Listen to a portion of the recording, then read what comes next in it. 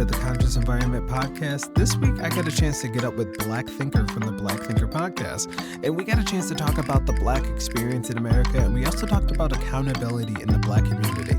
We touched on pop culture, and we talked about cancel culture. Is it real?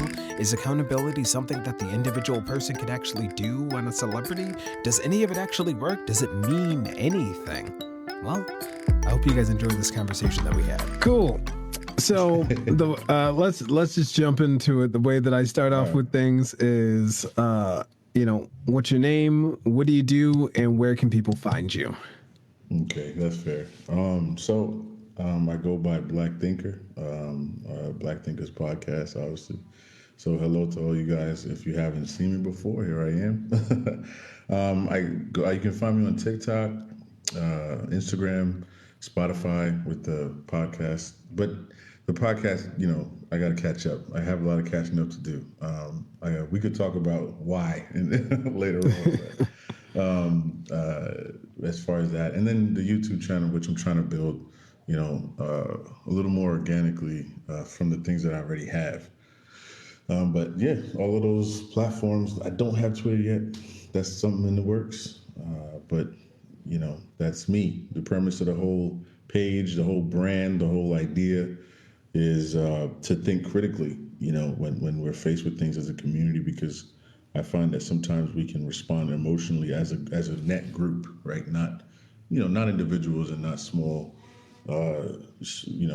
sections within the whole demographic, but as a net group, we tend to, in the public eye, be very emotional. So I'm trying to push critical thinking. Cool. And all of those are Black Thinker Podcasts is the handle for all of those? Correct. Every single cool. Black Thinkers Podcast. And that'll all be linked down below in the show notes and all that stuff too, if you're listening in a couple of weeks to the podcast. So your podcast actually, I was watching your videos for a minute, and then the name clicked, and I'm like, oh, it's a podcast. It's got to be somewhere. So I went on and I was listening to it, and that's what kind of sparked the idea. I mean, you've had some other conversations too about some other stuff that we're going to get into, but it sparked the idea because I think it's your second episode. You kind of go into why is it decidedly Black. Like, why do you use the word Black when you're describing things? And you talk about what it means to be a Black man, like what that actually means, and why do we embrace that as a cultural signifier, as well as like phenotypical display. Right. Like, yes, we are what people call Black, but also our culture is Black. Yeah. And I wanted you to just elaborate a little bit more. I can't do it justice. I listened to that episode probably 3 times in a row because I didn't catch everything on the first time. You're a philosopher, my man. So, as far as being a Black man in America or being a Black man in this world, why do we use the word Black? Well, I mean, I touched on it in the episode, but there's different layers to that. You know what I mean? So we have the historical, social, layer of being classified as that, right? Which plays its part in the mental kind of the psychological aspect of living throughout our days within this particular, systemically white and systemically racist system structure. You have to help me out because I know a lot of times I don't want to get your live like taken off. You know what I mean? So. No, man. We've been pretty. Fingers crossed. We've been pretty good. People haven't gone after us, and we got some pretty tight moderators that as soon as the trolls come in, she gets rid of them. So cool, so we're good. We're good, man. Okay. So so that's the aspect of it where as far as race is concerned, right? Just the social aspect of it. And then just as that has been assigned, right, you have the I guess on the demographic level, right? Within our own community, you have the part of it that has become an identifier, not just of skin color, but food, culture, music, the way we talk, the way we think, all those things. So there is a an aspect to it, or a realm within it, where even though this was an assigned thing, and yes, we do need to get away from using the term black for, legal reasons, business reasons, sovereignty reasons, all these things we could talk about. There is a decidedly, you know, black thing about being looking like this, right? And we have identified ourselves that way, and any subcultures we have created outside, from the main, African or original, if you will, cultures, they are decidedly identified by that. So that Right. is exactly why it has to be said, and also why it shouldn't need to be, right? In a weird way, right? If you look at the juxtaposition, like, I shouldn't have to Hmm. say black man or black woman or black whatever, but I also have to, right? Just like the Black Lives Matter, White Lives Matter thing, Blue Lives Matter, All Lives Matter, right? It's like I have to do it because of the history behind it, and what it Right. means now. And it has to mean that because there are people who don't understand, not the negative, but the positive. So I have to make it a positive. I have to make it a positive. What's the word I'm looking for? Announcement, Okay. if you will. You know what I Yeah, mean? yeah, To make sure that point gets across. Because I'm not. I am in that light. It's not just, oh, that's a guy who did that. No, that's a black man who did that, and you have to know that he did it because he could, and you have to know that historically, da, da, da, da, you know what I mean? Like X, Y, if then, if right. then, if then, if then. So that's pretty much why. Yeah, and I think this kind of touches on this idea of white as default, which Right, happens a ton. right, Like, yeah, we gotta say that somebody's black because, when we say that somebody did it, you guys just assume that it they're was a white. white person. Yeah, There's yeah. it went viral like a few months ago, but it was this really funny video of this white woman laughing, because it was some stitch, but it was just, the idea was, what is white culture, and she stitches it and she goes, ranch dressing, and then she duetted, or she stitched that video, and she was like, I just looked it up and we didn't even invent ranch dressing, it was a black Right. man that invented it. And that's the funny haha part, is like, there's no such thing as white culture. White culture doesn't Right. exist. It's an Right. amalgamation of just like destruction, Everyone right? Like else white is culture is only identified as the signifier of like destroying other marginalized groups or encompassing other groups. But the which funny are thing only is, marginalized. Not to cut you off, but they're only oh, marginalized because of that destruction. So. right, exactly. And I just think it was a hilarious example of just the immediate thought was, this person must have been white, because who else invents things? Right. Who else Right. creates things?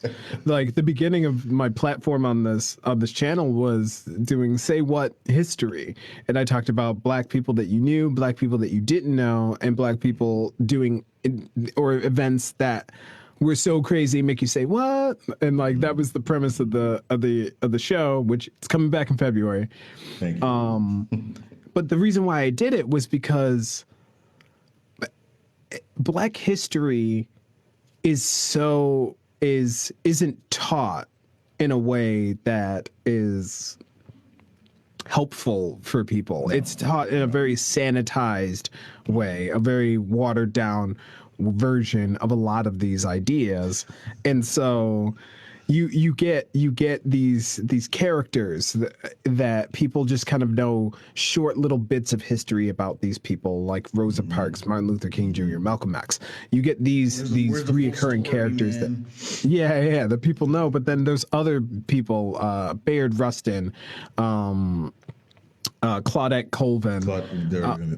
Yeah. There's, and the original, the stories of like the main cast those aren't even real. Like, those aren't the truth. That's not what actually happened. And then we miss just everybody else, like all the other things. Like, you know, we don't talk about the fact that like George Washington Carver was one of the most acclaimed botanists in the world, but he made peanut butter, man. We know he made We peanut know butter, that. and honestly, we're not even sure if he did. Right. Like, because that wasn't what he did. He didn't do like culinary stuff. That wasn't what he was doing. He was creating medicines and things. Like, I think but we can't tell that part of the story. no. Because if we tell that part of the story, we have to start including black people. 100%. And kind of last thing before I jump into another question that you made me think of there was I was actually just talking to a writer and publisher, Michael LeBourne, a few weeks ago on the show, and we talked about this idea that we want to be able to have books in media that's so integrated that blackness is so, not to get rid of blackness, but blackness is so normalized that you would have to write that a character is white in a book because they could be anything if you don't say what they are, and the reader expects them to be any race until explained otherwise. So he's like, I want to get to a point where we have to just have writers have to say that this character is white because they need to explain that they're white, not to erase blackness, but make blackness so ingrained, so a part of everything that it's usual. It's right there. Yeah, which arguably is how it used to be, because it was assumed for a lot of ancient things, like people were not from Asia Minor, as I like to call it. Generally speaking, it was a lot of people who looked like you and I everywhere else. Right. Anyway. No. You're touching on something. No. You're not wrong. It's a lot that gets lost to history, and so something else that me and you started talking about a couple of weeks ago, when there's been a few things that have happened in current event kind of news things that. Our black men, representing the black community. Oh boy, I think I know. Representing the black community, and there's been quite a debate. Not so much. I'll be honest. The people that are like, oh, they should have been anti-Semitic, or like that's okay and good. We're not agreeing with that. We're not taking that side of the argument, but there are two sides of an argument that are happening here, and it's are black men over policed, and this is a overreaction, or is this what accountability is supposed to look like?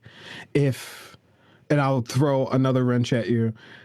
If this is what accountability is supposed to look like, should this be something that stays in our community? Okay. First, I got to tell you, man, that's loaded. That's loaded because I think there's a lot of levels to this, right? You could easily say, again, like when I try to think about these things, I try to say, okay, what's the emotional, let's separate the emotional content from the objective, right? Which, by the way, as I read more, I start to realize and learn that those two things must coexist in some relative position to each other for you to have any kind of peace. But anyway, that aside, looking at it emotionally, it's easy, right, to say exactly what most people have said, rightly so. The anti-Semitism and the anti-whatever else is wrong, right? That's let's not make it about that. Let's try to focus it on something else, right?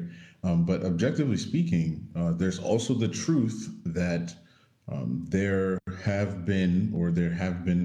historically have been people in that community that aided and abetted the suppression, right, of our knowledge of self, of our history, of our whatever, right, for personal gain, for money, influence, land. If you pick up what I'm putting down, this that has happened, right? So where is the line between something like a Kyrie and something like a Kanye, right? Because those two in my mind are starkly different, right? They're starkly different. Mhm. The accountability for Kyrie should exist in the community first, obviously, but it doesn't because we don't have that authority, right? We don't have that policing authority because we are over policed. To answer that question, by the whatever whoever the powers that be are external to the community, and that has been that way since the turn of the transatlantic trade. Obviously, it's and before in different ways internationally, but this is the most notable and widespread it has ever been. From that point, it was it's like a point of power turning, like a juxtaposition point, like whoop, like this is it. This is how it is for everywhere now. Like this is we know this for sure, for sure. We can shoot to that in history, but the accountability of someone like a Kyrie, right? Like I said, we cannot happen. We can't sit him down and say as a group, "Hey, man, not that we disagree with the point. However, you need to be smarter about how you're doing this because you are in the public eye, and this is." I not to go off to the left, but when people brought this up, they talked about Amazon a lot. Like, why isn't Amazon getting this, and why isn't this happening? And this, you know what I mean? But the problem I see there that happens a lot is while that is right, that's not our problem. Our problem is what's going on with the individual in this case, right? If you want to look at it from that perspective. So if you're juxtaposing the whole situation against, with, Kyrie versus that entity, he's the one we need to be worried about, right?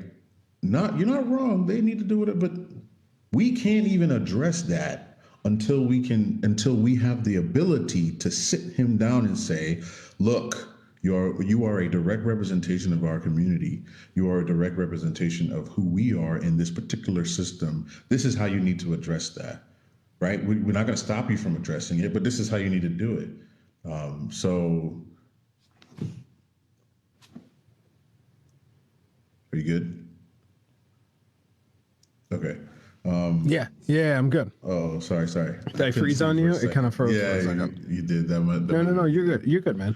But yeah, we need to be able to say that to these people, right? But we can't. When then the way that that's manifested externally now is when we have a Kanye situation where we have someone who is like arguably, from the best of my ability to see, is trying to gain some kind of favor based on his comments, all leading up to and including the Fox and Friends little thing he did with old boy over there recently, where he basically was saying to people, I'm your best friend. You should be talking to me all the time. I have so many ideas, right? I think that's summed up pretty much what we see. What we're seeing here. This person is wanting to be accepted, all while being black. Still wants to be accepted, but then can't understand. Like, no, your money just means that you have money. You're still black. And your community can't fight for you because you are currently trying to cater to the needs of these people, right? Who don't Right. want us to be around. So again, removing the accountability, right? If someone like him spent more time focused on what we needed instead using his ideas, right, to build up. I mean, come on. If you don't like like I always say this, if you don't like a platform and you have the ability to build your own, then I shouldn't hear you talking on the news about how bad that platform is. At least I shouldn't Right. hear you talking about it before you do something to build your own. You know what I mean? Like, Right. you could talk about it 6 months after your launch, and everyone's like, "Well, what do you think about this company?" And you're like, "Cool, I'm in a position to do that." But Like for me specifically, like if it was me, I would not. I have no business. I got no business at the parties. I got no business at the, you know what I mean? I got nothing to do over there. I have amassed this amount of capital based on a fan base that is mostly my people. Here we go. I'm gonna go over here now and take that and pump it right back to y'all. That's what I'm gonna do.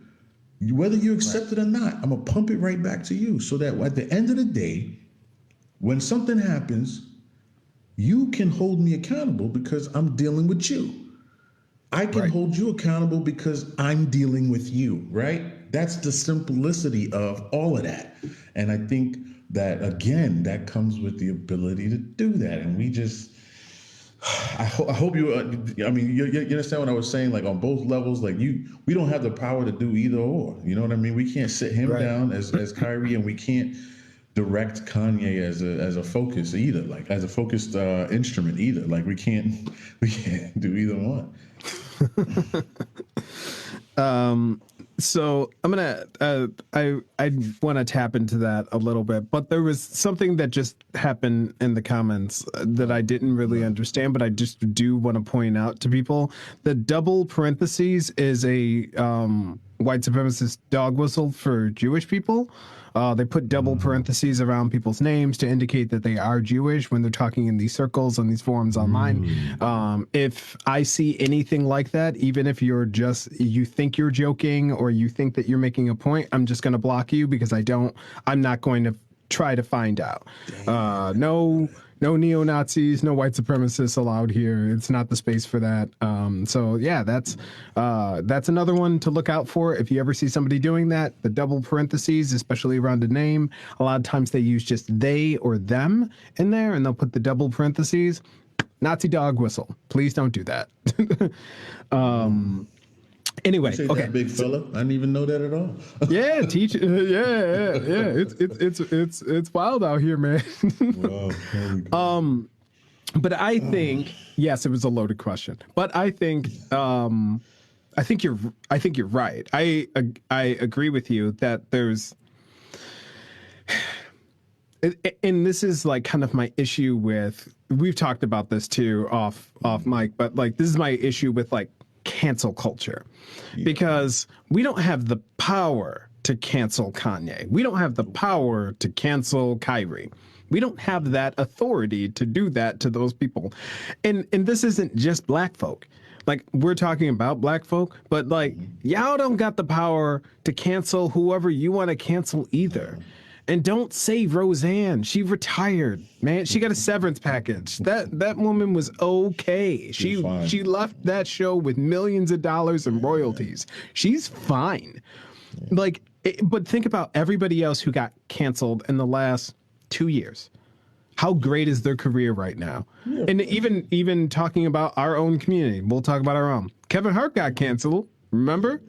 Yep. He's on a stadium tour right now. Mm-hmm. He's fine. He's fine. We don't have that ability.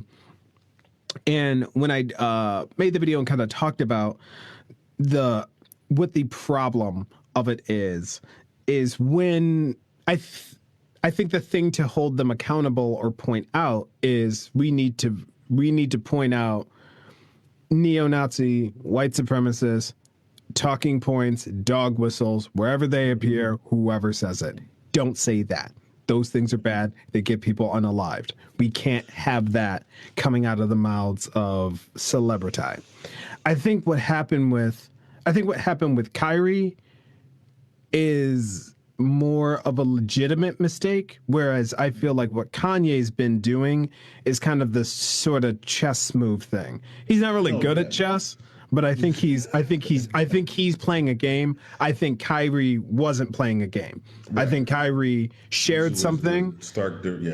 Yeah, I think Kyrie shared something. I think he got called out for it. He took it down. He apologized 1,000 times. It was like, that's not what I meant. Kanye tripled down and has been tripling down for the last few days. And then defending and then, trying to find a way to, Yeah, he's trying to, and the wild part is, at this point, it's so cartoonishly, like, over the top that I'm like, I don't even think you believe this stuff, man. What? Like, because, like, this is he's talking about the H man, and he's like, I agree, I agree that he had good things, and I'm like, nobody says stuff like that. No, right, but you see, the problem is him and the Orange Man and the H Man are all the same person. Okay, I try to tell people to if you follow me on that. Hit me with it. I'm ready to follow this. so I like this. Let's They're go. the same person, right? Not so much. Oh, we're not talking about. It goes way deeper than this, skin color and all that stuff. But socially speaking, and for their time, they are the same person. They are leveraging the emotional behavior of the group to benefit the end, right? Whatever end they have, whatever it is, right? They're utilizing it for their benefit, and it could be completely opposite to what they're saying, but the very like brazen, comment, which will elicit a very stark and loud and obscene response. It's like, give me that energy, right? It's like, the problem is that if you hit somebody and they try to hit you as hard as they can because of what you did, what you just did, and it's an emotional response and it's immediate. They have forgotten probably to look at what position you're in. It's like, okay, Kanye is going to say the most outlandish thing in the world. I'm going to say that he's not smart for it. We're all going to say it together. We all agree. But the problem is that the machine feeds off of response, not positive, not negative. Response. That's it. And he's playing on the other side of a machine. So that's the position he's in. He's not on this side with us. He's on the other side where any response, period, is going to help whatever he's saying. He will get the book deal. He will get the interview. He will get the whatever, because so many people are like, no, don't say that, right? And it's like, then you're like, okay, what else are you going to do? But he hits you with the comment and you try to hit him back, but he's not standing next to you. He's standing in a position where if you hit that thing, it'll go ding, ding, ding, and it'll hit the top.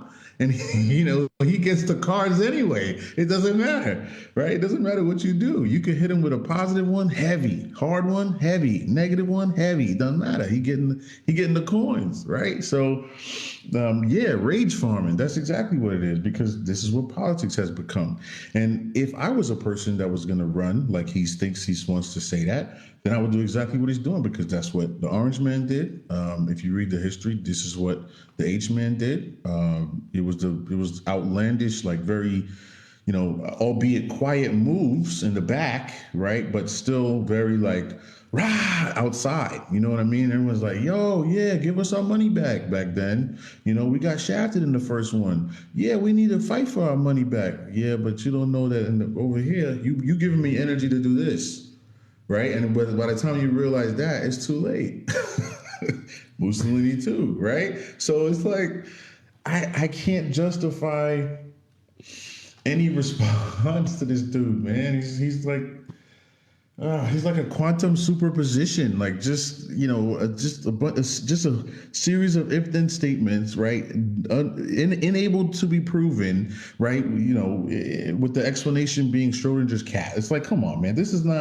This dude is weird. Like, you just leave him alone. Just don't bother, because if he's both against you and for you at the same time. He's in the box. He's the cat. Leave him alone. Leave him alone, man. Whenever that thing decays, it'll trip and he'll be gone. That's it. Leave him alone. Just leave him alone. So I don't know, man. Sorry, I didn't mean to cut you off. No. You're good. Because I like that perspective. It definitely opened my eyes to something. Because at the end of one of the videos I made, I think I did say something along the lines of like, because of your favorite rapper yesteryear said something, now y'all over here agreeing with schmatzy talking points. And I think I said 808s and Heartbreaks was a long time ago. But like, for real, we don't want to do that because, us elder millennials, what are we called? Sure. I don't know, something like that. We don't want to feel like we have like like these older artists, but like Kanye West is like kind of like the AC/DC of our generation, like an artist that's been around for 20 years, long time, like long time. 20 plus years, you know, and we don't really think about that, but because we still have like, you know, college dropout in our head or graduations in our head. And like, we remember being in college or high school or whatever when all this stuff came out, and it's all nostalgic. And it's like, he can do no wrong. He was so for people. Remember when he got on TV and he said, George Bush doesn't care about black people? He was so for us. You know, he's never gonna change. He's never gonna do this. But he did. He changed. It's fine. He got older, maybe wiser. Maybe he is a genius, and this is 5D chess, and we have no idea what he's doing, and we're not supposed to figure it out. But Black, I think I like your suggestion of leave it alone. Like, I mean, it does, because you're right. If we're talking about cancel culture, right, which would be the mechanism that would be in place to take him away from this position of power. That's the problem, right? He's in a position of power. He's saying inflammatory things that are dangerous, for lack of a better term. Like, so the populace, the machine, and this is where I've gotten into arguments with people who say things like, well, you know, we can use our money, like our dollar speaks. And I'm like, not down here. Not for us. Like, not down here. It's not us. Companies change things when they start losing real donors, when they start losing angel investors. That's when companies change things. And that might come about because Twitter got mad, but it probably won't. And a lot of the times it doesn't. So down here at this level, let me write that down because I have something for that. Down here, the mechanism that we've been taught to use, and I think it's kind of interesting that this is kind of a top-down thing. Like, the only people I ever hear talking about cancel culture or getting canceled are temporarily embarrassed billionaires who you work at Sonic. You're not getting canceled. You just shouldn't have done whatever you did, and people are yelling at you. It's fine. You'll be fine on the internet. And actual billionaires who are like, you're the ones that are hurting everybody. You're the ones hurting the economy. You're doing the bad thing. And I used to have this rule with watching mainstream news, like the 24-hour news cycles or anything. I had this policy of, if Fox News, CNN, MSNBC, NBC News, if their pundits are talking about celebrities or something like that, start reading the ticker. Because that's the actual thing news. And they're doing the shiny thing over here so that you don't read the ticker. Because when you read the ticker, you're like, oh, we invaded a country, or this law got passed, or this happened. That's not even breaking news, but we're talking about this. So I do think it's kind of interesting that it feels like the only people that tell us that we have the power to cancel people are the elite. And for all the leftists in the comments, our revolutionaries, our comrades in the comments that are like, that's not really where once the people in power start telling the people that you have power, you got to start looking for a different way. If they're helping you, there's something wrong. It's a problem. They've never done it for nothing else but their benefit. So what are you doing that's wrong? Because you're doing something wrong because it's helping them. Right. If they think that they're helping along, then we have done. If we have done something, we have made a grave error. But so accountability as far as celebrities or anything like that looks like it's we can't. We're not allowed. We're not there. This is what I was gonna say, right? And I agree with you. I do agree with you. But you mentioned something about down here, right? At our level. You're right, but I don't want people to think that it's because it's impossible for us to hold that. I want people to understand that we don't have that so-called power because we surrender it every year. I mean, I've said it multiple times on my videos, like on my platform, and I'm sure you've heard it. The $1.6 trillion, $1.6 trillion. Okay. Second largest, I call the second largest power giveaway for an entire demographic in the U.S. The first was Asians. I think theirs was $1.9 trillion. But that kind of that kind of spending power can be weaponized very, very easily. On one of my rants, I happened to, because one comment, man, I don't know if you did you see the most recent one where I was saying this comment. I'm not mad at you for writing this, but this comment triggered me, and then I don't know if you remember, it was a recent one, but it triggered me because whoever was the person commenting said, "Hey, why don't we just boycott the NBA or boycott so and so?" It's like, yeah, that's a great idea. Thank you. No one has ever thought of that. Here's the problem. Nobody will actually do it in the way that it needs to be done, right? And then I even said, hey, $1.6 trillion, 1% of that is 16 billion. You could keep your coffee runs, you can keep all of your streaming services, do all of that. But every quarter, let's say, okay, this month, this quarter is Nike. We're not gonna buy Nike footwear. We're not gonna buy Nike clothing. We're not gonna buy Nike nothing. Just don't support them. Anybody with contracts with them, cut them, just cut them, and let's see what happens for 3 to 4 months. Let's see what happens. Let's go see what happens, right? And next quarter, just jump to the next one. After a couple, you think they're not going to realize what's happening? These people have whole rooms. They pay whole rooms to analyze this data. They will see what's going on.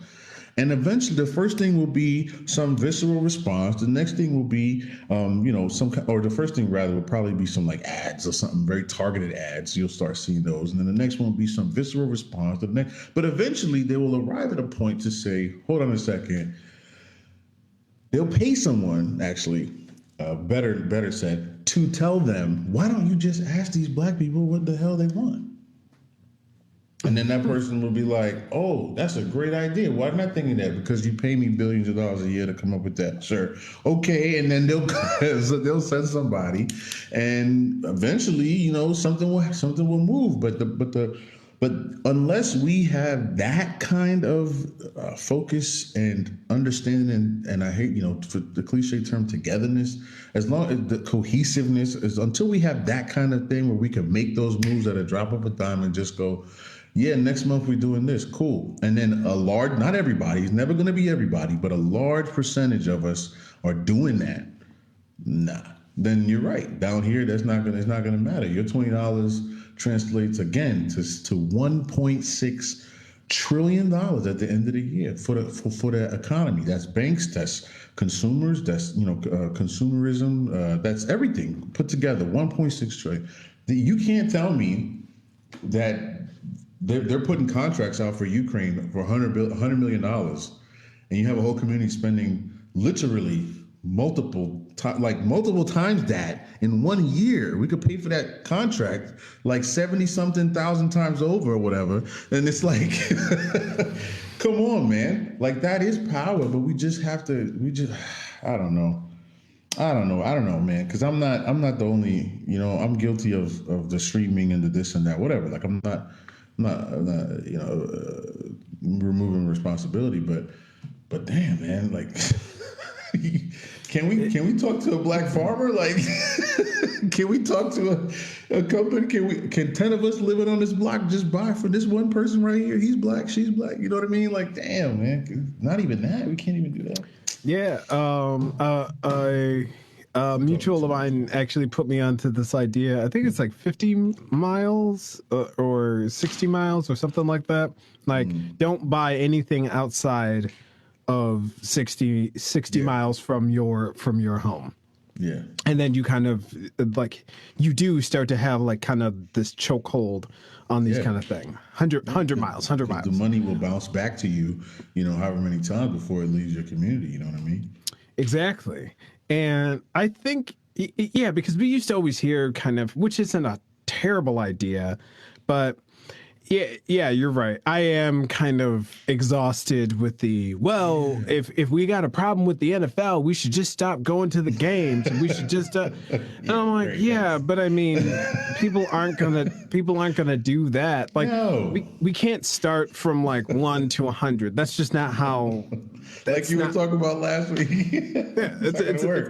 Yeah, it's not gonna work. It's not how revolutions work. Like it's everything has to be incremental, and then you build up, and then eventually you do have a huge thing. Yeah. So to me, yeah, like Sunday we go, yeah, we're gonna do it. Then Monday everyone's vegan, no one's eating chicken, no one's eating processed food. Everybody's just walking in line. Then we got one guy going like this, Malcolm X style, fucking. Just overnight like that, boom, 24 hours. It's gonna happen. But I mean, we can't even get we can't get black people to stop eating at Chick-fil-A. Like, yeah, man. Like there's like people will fight you down, and I'm not saying it's going to be everybody, because it's not going to be everybody, because as we can see, and I've done a bunch of videos on this, like there's oppressors who. If you can't beat them, join them. That's the simplest explanation to kind of dumb it down.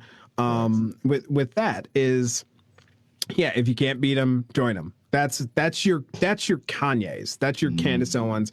Your character actors that completely changed everything about their public face and was like I'm doing this thing because attention equals money, and yeah.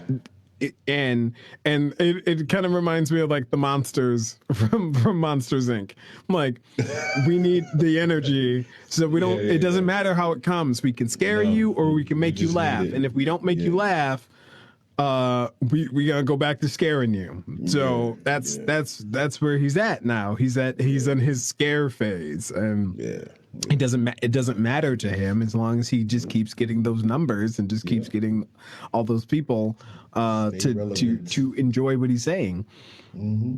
But I do like this kind of idea of, instead of initially like buy the block, like choke the block, like cut the block off, like 3-4 months, once a quarter, we pick a business and we're like, we're done. We're not doing this.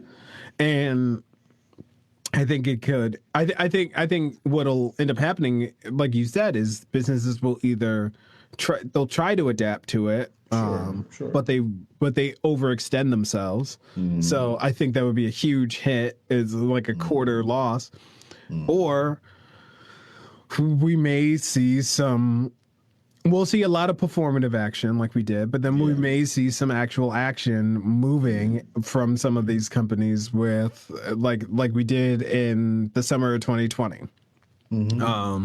I was actually just talking to a mutual of mine about Target was like, we're gonna celebrate Black business owners. We're going to start stocking like more Black products, like have entire sections dedicated to Black kids. Like, I took my daughter into a Target the other day, and there was she loves books, loves reading, loves sitting down and reading.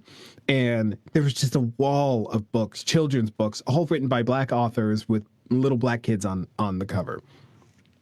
I've never seen that before in my life, especially at like a big box store like that. Yeah, exactly. And it reminded me that, like, oh yeah, in the summer they definitely said something along the lines of like, we're gonna showcase Black people, and then they were like, do you mean BIPOC people? And they went, no, it's gonna be Black people. Like, it's gonna be Black people. It's gonna be Black. Blackity black. That's what we're doing. And 2 years later, I'm walking by and I'm like, oh wait, they got a whole skin care, hair care, diapers, baby products. Just for it says celebrate melanin pride or melanated pride or something like that, and it was it's like Gabrielle Union's baby line by Black people for Black people, and it says it all over that. They're not hiding it in any kind of marketing or like kind of like curbing the marketing. So I think we would see companies like start to try to do something like that, like give us things like kind of tokeny things, we'll see the performative stuff. We'll see the Black Lives Matter written on the street. Right. Like that's Yeah. the kind of performative stuff. Black out your profile picture. Like, Yeah, the blackout of the profile pictures. Yeah, we'll see that for a couple of weeks. But then what we want to see is the actual change, or the actual spot, the actual place where. But see, that's why you got to choke them out. You really gotta. You have to. You got to let the blood settle. You know what I mean? Like it's what? Where was that back in the day? There's this little town. There's this spree of killings by the police, and they decided to boycott every white business, and even the people who didn't know what was going on and across the tracks were like asking the black people, like, what have I done to you? I thought I was good to you. They really felt pain from it. Like they were like, yo, I can't keep my business open. A lot of businesses failed, and then finally, after what I don't even know how many months, I can't remember the whole story now. The city council members were like, all right, look, we get it. Like, please just stop. Please go back to buying things from the mall and buying things from the white neighborhoods. Like, we need you to do that. And it was hard because there were some black people that didn't want to. Oh man, what? See, I mean, that was like the story in a bunch of cities, but there was one specifically that I was reading about the other day. But anyway, they won that because they stood together and they policed each other. They were accountable for each other in that little group of people. People were physically beaten. Like, what are you doing shopping here? Like, get out of here. You know what I mean? And sometimes that's what needs to happen. Like, you got to tell them, like, yo, I'm trying to, like Joshua Mapunga says. You seen my Joshua Mapunga videos before, have you? Mm-hmm. Yeah. So like, he's always talking about sometimes it feels like you are so far removed from the conversation because you're coming in late. You're coming in where these children or people are already so indoctrinated that it's like, you really have to tell somebody, we are boycotting because of this, and if we support their business, it means that we are not serious, and you know what I mean. Like, you really have to sit there and dissect that, because it's like, they're like, but what? I don't see the big deal. Is my dollar's not going to make that much of a difference here? It's like, come on, man, that's not the point. It's not about the money. The money's fake. It's fiat. Like, come on. But anyway. Well, I mean, that just kind of reminds me of, and I've said this before, and Derek Bell said this in his book, Faces at the Bottom of the Well. What'd you say? I said Derek Bell, CRT. Yeah. But yeah, his book, The Faces at the Bottom of the Well, he kind of concludes it with this idea that, like, we will never be post-racial. Like, it will never happen. And this isn't this isn't like a hopeless kind of thing where he feels like he's, like a woe is me kind of thing. It's just like we need to understand that it's not going to happen.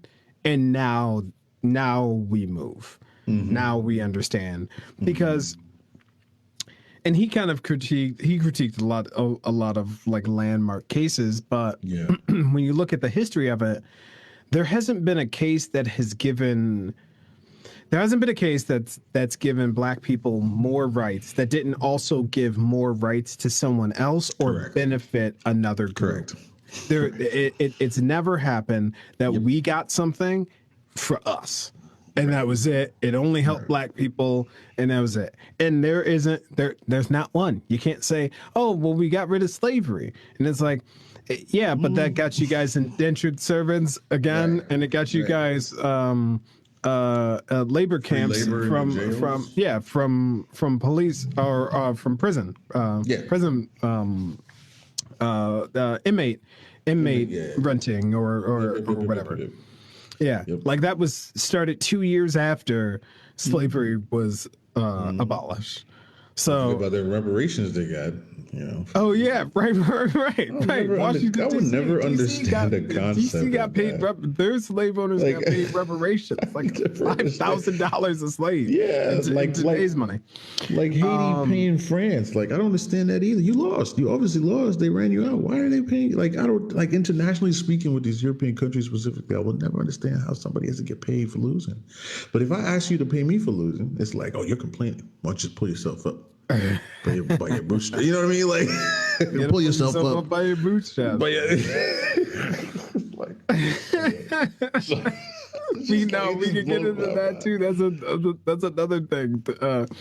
But like even our strides in the '60s, it always, all of those things always kind of came at a price. It was an addition to somebody else. Like I think it was Martin Luther King. I can't remember. I honestly can't remember the entire quote, but talking years later about the events that happened in the late '60s, and basically saying that it was so much easier to integrate a lunch counter. It's so much easier to integrate a bathroom or something like that. It's much harder to ask for universal basic income. It's much harder because they don't want to pay money. They don't. No, as long as we can make money from this, because that's the real quiet part about desegregation is that white businesses made a lot more money and black businesses lost money because because black people went to more white businesses because they were allowed to, and 100%. It was a point of pride, and they were nicer.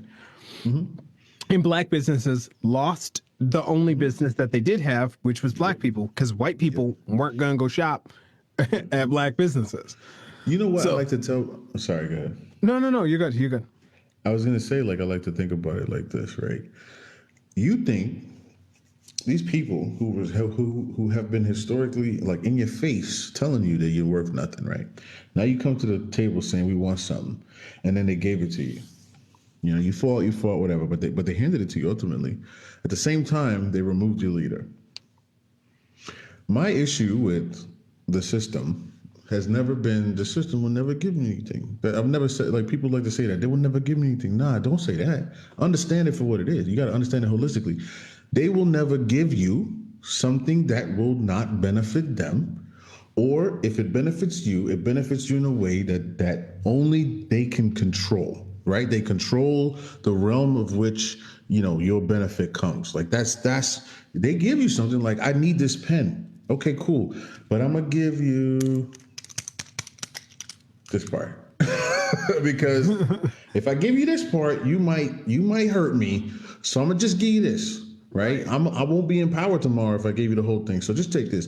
And then by the time you get the whole pen, it's like, yeah, we already moved on. Like we 2 generations away from that pen. Go ahead, take it. Take the whole thing, right? And that's the biggest problem. And it's like civil rights movement, man. It was, to me. What do you think about it? I think you know where I'm coming from already. What do you think about that whole era? Like, was it a hurt? Did it hurt? Did it help? How could it have been better? Like, you know, so I just want some of your thoughts on that. I think exactly what you just said, which is a quiet part that we don't speak about, is we got stuff and then they unalived all of our leaders, so we didn't have another place to go. No. Because those guys, what they were talking about, that wasn't it. That wasn't the end of it. The movement was never done. It wasn't over at that part. So now we're kind of running around like a chicken with our head cut off, not sure what to do, and just sort of settling for a lot of things. And I think that's what ended up happening. Like, we ended up settling for a lot of things and being okay with small incremental change at that, because that's what we thought that we could only get, versus just keep asking big. Just like that was Malcolm X and Martin Luther King's process, was just keep asking big and then negotiate down. Y'all keep asking for small stuff, like, oh, well, can we have the counties not cut up in a way that takes away our vote? And it's like, no. Like, we just like they'll just say no, and it's like, all right, like Martin Luther King was like, nah, let's just keep them. We don't want you guys to be able to stop us. Then we'll just have our own voting booths. We'll just have our own voting power. Right. And black people just go vote where they want to vote. Yep. Like, oh, wait a second. No. We're not going to do that. Can't do Maybe we'll that. do maybe we'll do the gerrymander thing. Maybe we'll do Yeah. this. Maybe we'll do that. Yep. You know, the universal basic income. I don't know. We can't do that. But like, maybe we'll do the insurance thing that you keep talking about. Maybe we'll keep doing the free food thing. Maybe we'll just, we'll give you guys free food and we'll give you guys housing. But we're not going to just cut you a check every single month. You know, we'll give you something else. We'll do this. We'll do that. But instead of asking for instead of walking in and having the big ask, we settled for having small asks, and now we're in a place where we're kind of 50 years behind where we should have been by asking big, and we just have kind of this generation waking up being like, no, we need a lot more. Like, because y'all have let this get a little out of control. What's up? I'm sorry. You got a way that you're going with this thing, and I'm just over here like trying to. No, man. You're good. But yeah, that's kind of like my thought process on it. I think hindsight is 2020. There's a lot of things that you look at and you're like, this didn't work out the way that we thought it was, or like we thought that it did. Like Brown v. Board of Education it got rid of de jure segregation, but not de facto segregation, and there wasn't anything built into it to get rid of de facto segregation. And in the early 90s, Derek Bell got in a lot of trouble, or was like kind of yelled at about this, because he was like, no, we should get rid of it and try again. We got to start over because like y'all did it wrong. We did it wrong the first time. We got to start over because it wasn't. We rushed through it to try to keep getting these big landmark cases. We saw that we could get something, and we settled for something instead of what we wanted. And now we're boomeranging back around where they're talking about in states like Florida, having a parent be able to sue the school so that the school pays for a voucher that goes to insert private or charter school that isn't under that is their own entity and isn't under federal laws or certain things. And it's like, we're going back to de facto segregation. Like, why is the United States even more segregated than it was before this? Well, that's the whole because they never really wanted to. Like, I talk to people. The Great Migration is the best, I think, time period in American history that people should really like. Everything happened during that time, right? When people migrated from the south to the north and around the adjacent area, Black people. So I think I'm still digging through a lot of things, but this is when towns were being covered with water, with lakes and then burned and then whatever destroyed. Massacres were happening. The middle portion of that time period was when those really started heightening. The frequency of them started going up, but it's like, if you look at that time period, you can clearly see that there was no. If you look at a correlated graph, like and like this is progression of the Black community, right? And then this is like I don't know, segregation or something, right? It's like this stays this stagnant, and this is clearly going like this. And people are like, well, how is that possible when we gained civil rights, the right to vote, blah, blah, blah, blah. It's like, no, like you said already, right? These were all for show. These were things that someone could then say as a talking point next time they were running, I was part of this blah, blah, blah. And then now you get Black people to vote for you, right? Let's say. But all of the practical things that were instilled in the society never changed, right?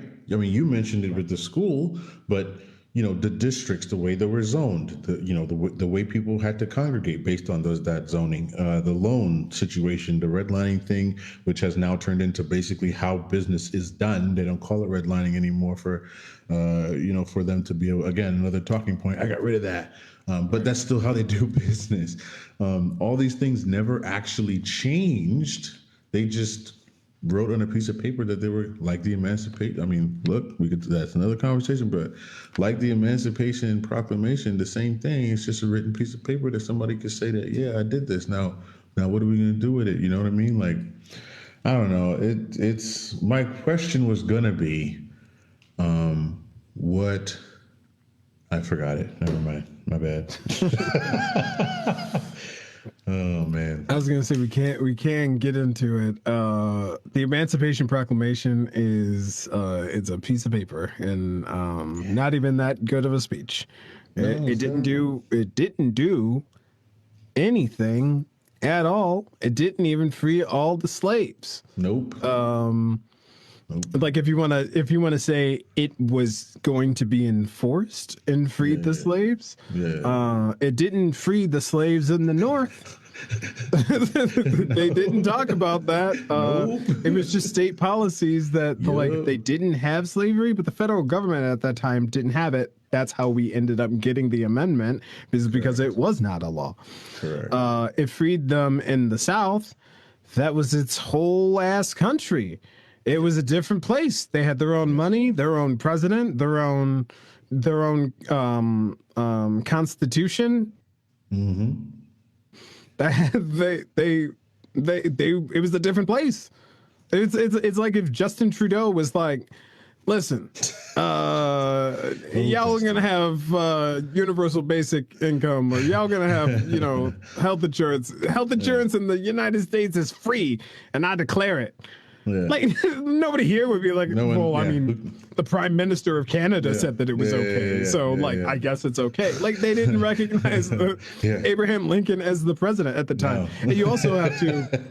This is like some of my favorite stuff. Like the beginnings of the country, like white people have always been wild, but like to each other have been wild in the beginning of the country.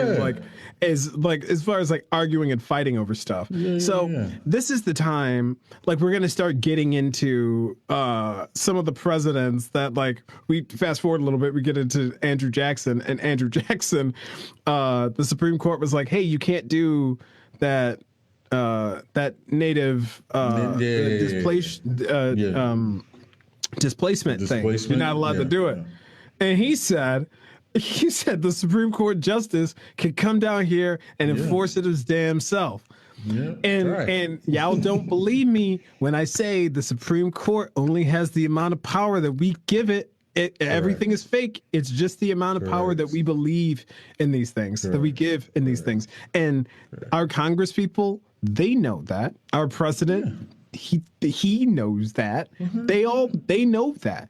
They know that if the Supreme Court says something and the states just go, no, then it just won't happen. Yeah, they just don't have to do it. And that's like a perfect example. Like we're talking about a time when Congress people were literally beating the shit out of each other on the floor with chairs. Yeah.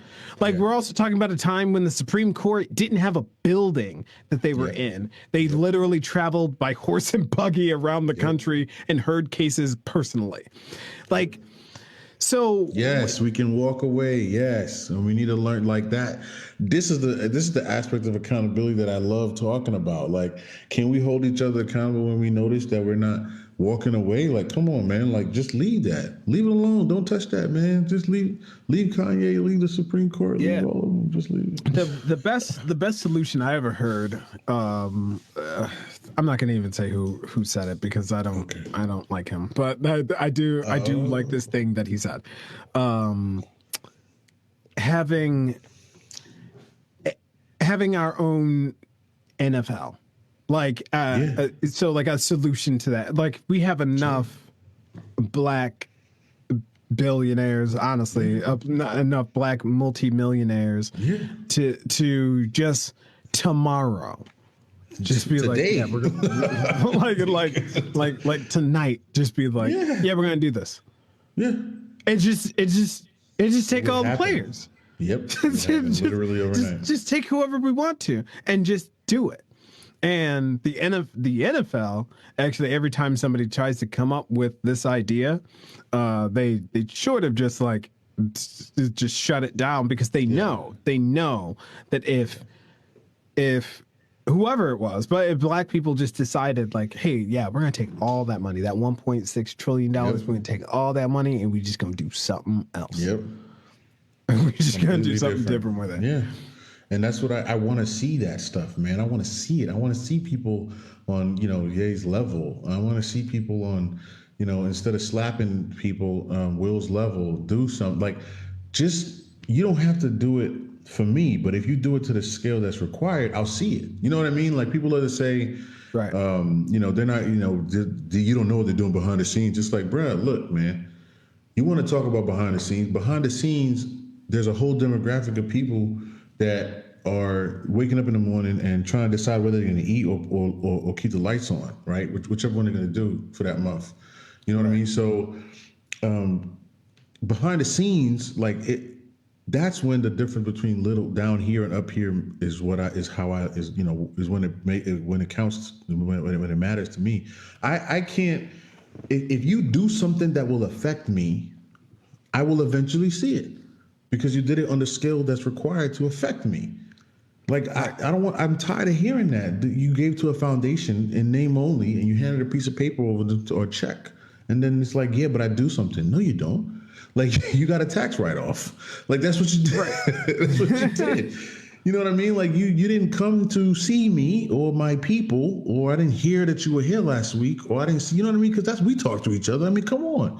I didn't see nobody coming over with a clipboard and, yes, Mr. Washington, Denzel, Mr. Washington, or whoever it is, right? You want to do so-and-so here? Okay, yes, Mr. So-and-so. The building's going to look like this, and, we're going to have people able to line up from here. This and that. We would hear about that in the community. I mean, you were a community organizer from what I could tell. Like, people talk about what you're doing and they hear about you. Right. So if you were doing something like that NFL thing or something productive with this amount of things that you amassed in your lifetime, man, we would hear about. We wouldn't have to be looking for you. We would hear. But again, we can't call. We cannot. What's that? We can't hold them accountable. We can't. It's impossible. Right.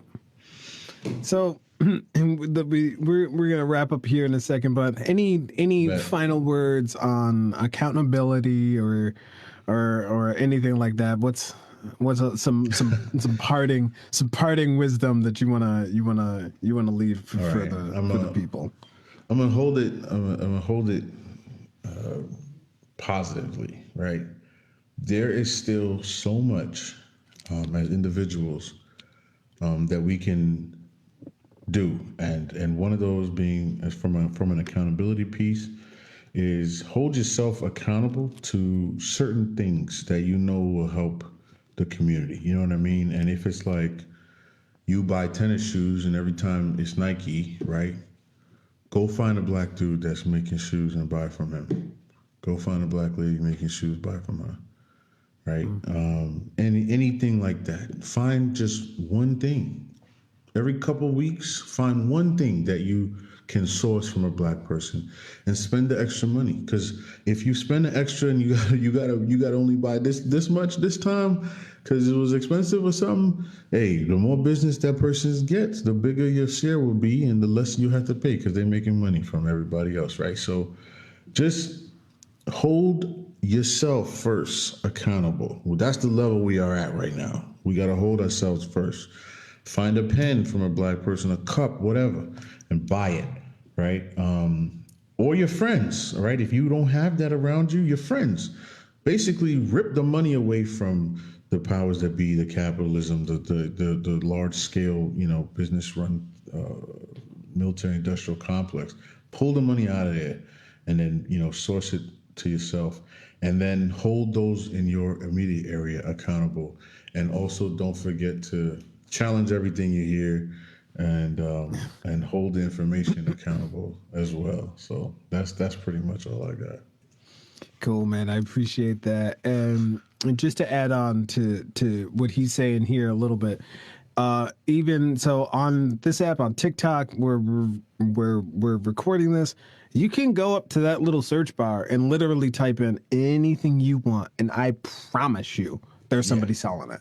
I promise you, there's a person selling it. So if you're like, I don't know how to find black people that make all of this stuff, like for black owned, whatever it is, pens, markers, cups, stationery, like Tupperware, whatever you want, whatever you think, and there is a black person that makes that thing, and that's helping the community, keeping that dollar in our community and sharing it again, because that black person has to buy materials and supplies for their business, and they probably source all of that from other black people.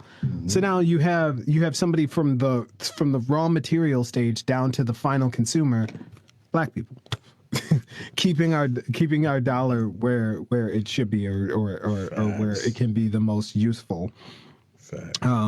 Blamazon is one that's like all over here.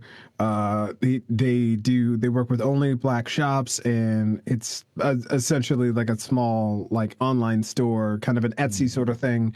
The name indicative of Amazon, but Blamazon, Black Amazon, and that's what they do, is they source all of these people and they put them together, and it's categorized, and you can look up whatever you want. You want kids books, you want mattress covers, you can get it.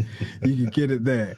And that would be my encouragement. But I saw, so that's my actionable item for this week. But I did want to leave you guys with just this one kind of thought, this positive thought. And I saw someone in the comments say it.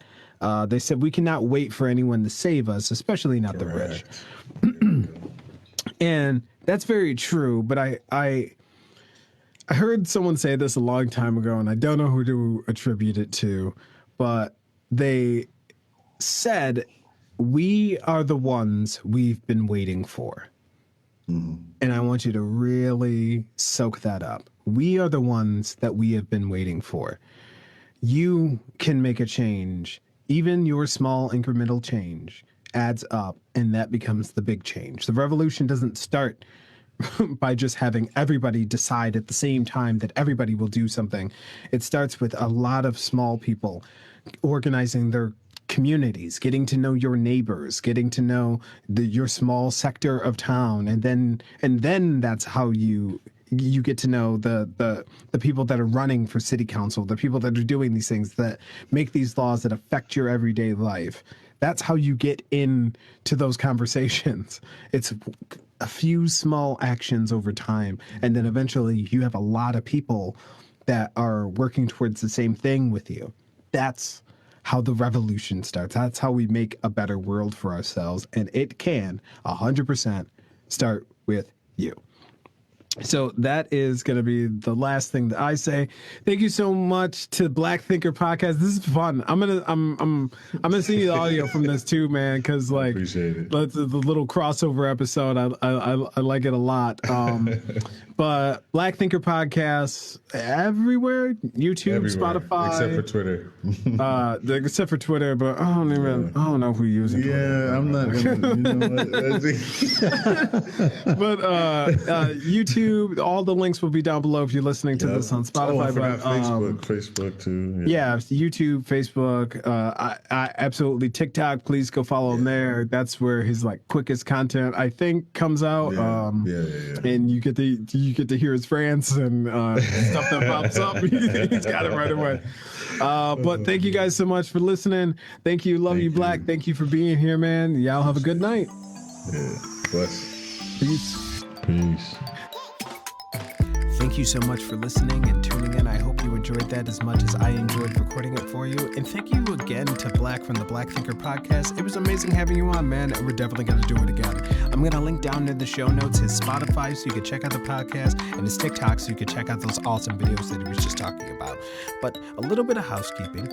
As it is officially 2023, by the time that you hear this, we are doing the book club. So get the Share Space app, and we'll have links and more information as we get closer to being able to launch that. If you want to support the show monetarily, please do. We have Venmo and Cashapp links down below as well. If you can't do that, just rate and review us on whatever podcast app that you are listening to us on. It really, really, really helps. And remember, I love you, and go drink water. Stay hydrated. Bye, y'all.